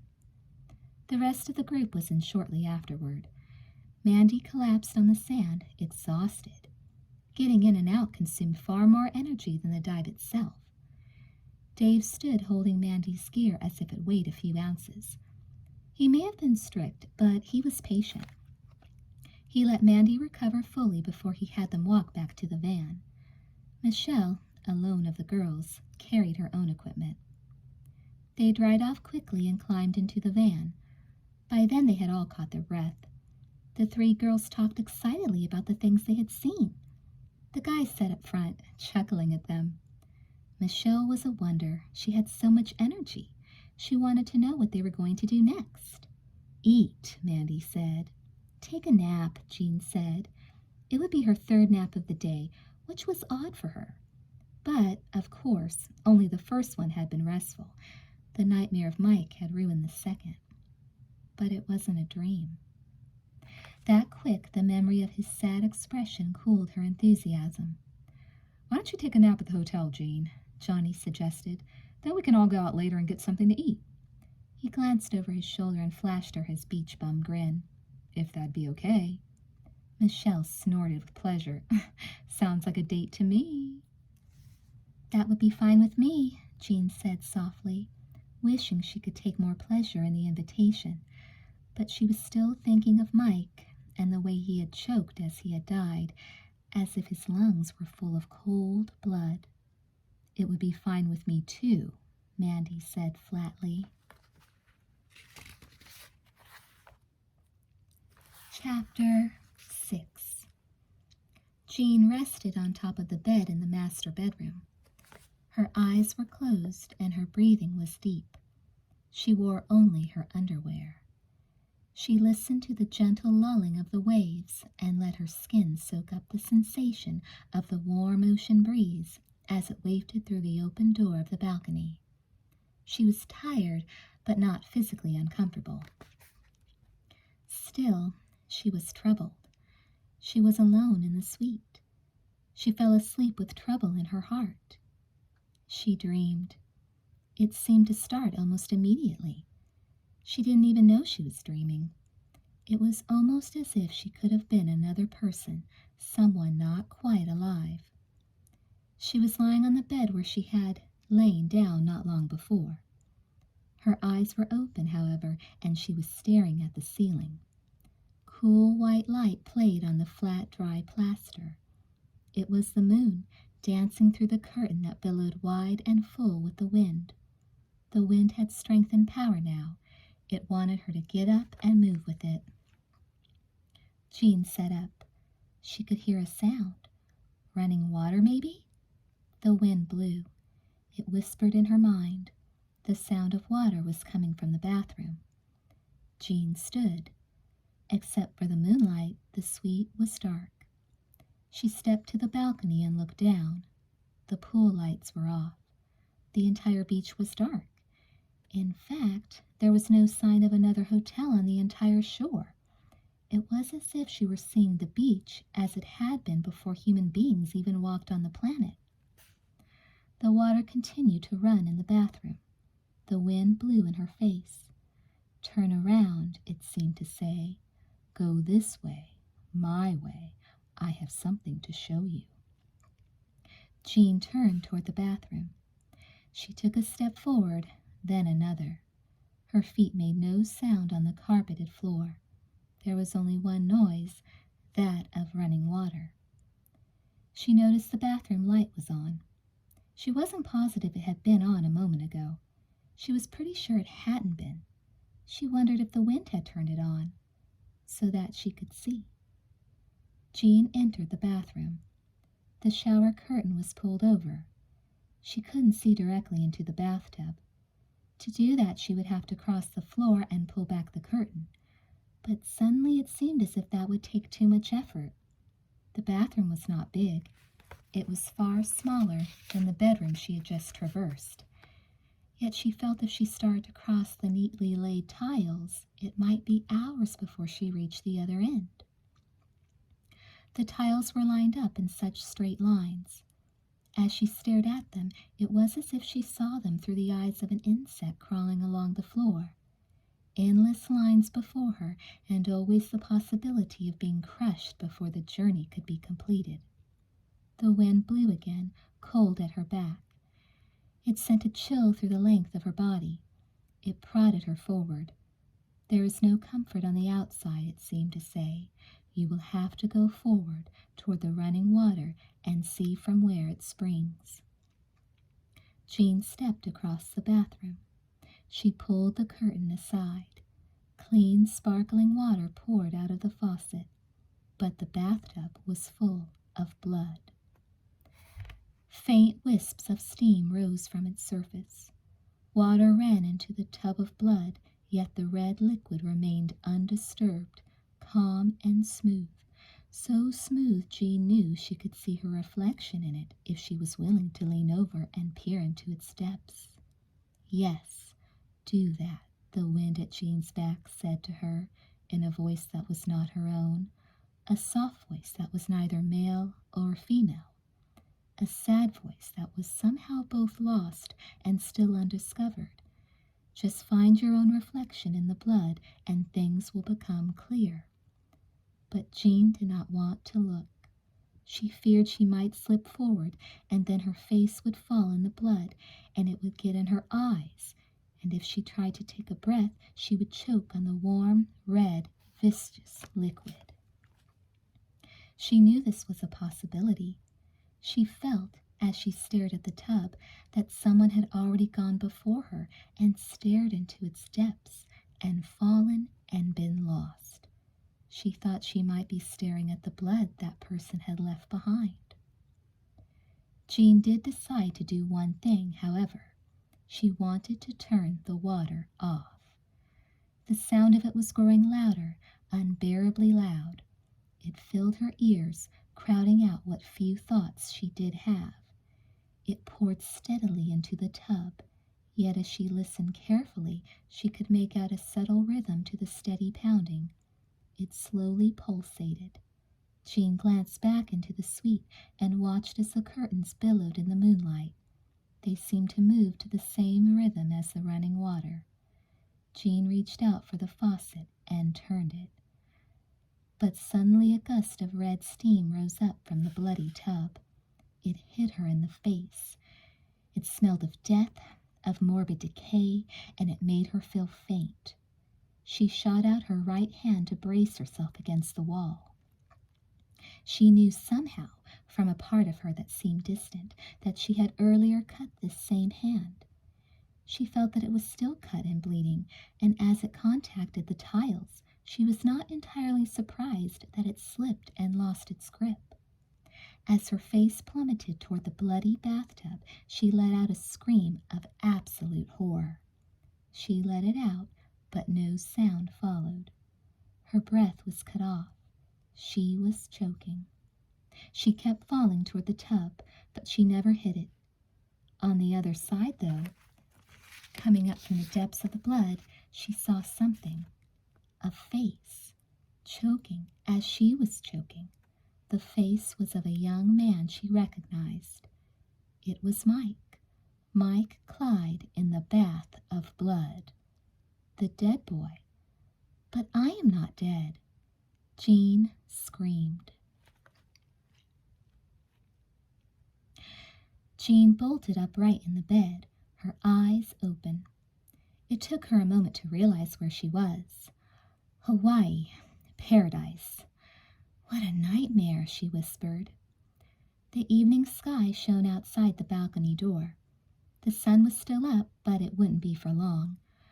A hard wind flapped the curtains, making an odd beating sound. Jean stood up from the bed and closed the door. She was surprised that she was soaked with sweat, and to hear the water in the bathtub running. "Hello," she called, moving to the bathroom door. "Is that you, Michelle? Mandy? Who's in there?" No one answered.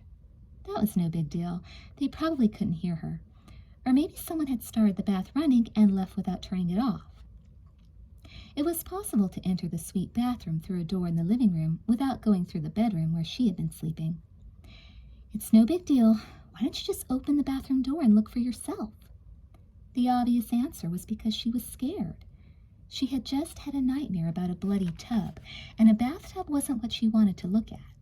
At least, not until she was sure she was 100% awake. Of course, she already knew she was awake. When she pinched her arm, it hurt. That was the acid test. So why not open the door and see what the big deal was? Because I've never had a nightmare like that in my life? It was true. Everything about it, the sounds, the colors, had been as vivid as the shapes and hues of coral seen underwater. The dream had been more like a slow parade of still pictures than like the images of a weary subconscious. "Mandy," Jean called. "Michelle?" Silence. An old friend. Except at times like this, when it could be the worst of enemies. Jean put her hand on the doorknob. It was cool to the touch. It shouldn't have been. This was Hawaii. Everything was supposed to be warm and alive. "You're being ridiculous. It's cool because it's metal. There isn't a dead boy waiting on the other side of the door in the bathtub." "That's true," Jean whispered. She opened the door. Clean water ran freely into the tub, but the bath was full of red liquid. Earlier, just after they had arrived back at their hotel room, Michelle had called room service and asked them to send up a plate of French fries. Apparently, Michelle was a fry addict who also needed daily doses of ketchup. She had told the people at room service also to bring up a bottle of premium Heinz. The food had arrived shortly before Jean stretched out for her nap, and Michelle and Mandy left to go lie by the pool. Michelle had some weird habits, after all. She did not simply dip her fries in a spot of ketchup and eat them. She stuck each fry directly into the ketchup bottle. The whole time she had eaten the fries, she pranced about the suite with her bottle in her hand. She enjoyed grossing them out. Jean took a step closer to the bathtub. "It's not blood. It's not blood." At one time or another, Michelle must have gone into the bathroom and set the bottle on the ledge of the tub. It was probably she who had turned on the water in the tub. In either case, the bottle must have fallen into the tub and broken. That was the only explanation. Jean stopped and leaned over the tub. There was no blood. There was only broken glass and ketchup. She sighed with relief for more than one reason. She was glad the overflow hole was larger than most and took off all the excess water. Then she thought what a strange coincidence it was that the tub had been filled with red just as it had been in her dream. She had to lie down again, but she was careful not to sleep. No more dreams.